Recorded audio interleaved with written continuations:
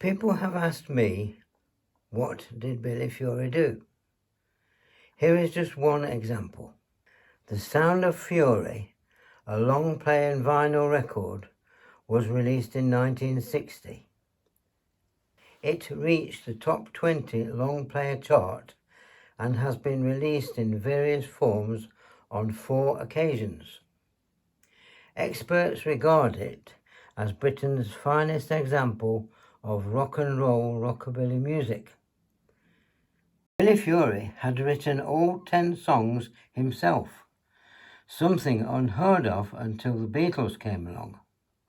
Some were credited to Wilbur Wilberforce, a name that Billy used to avoid Larry Parnes taking commission on his writing.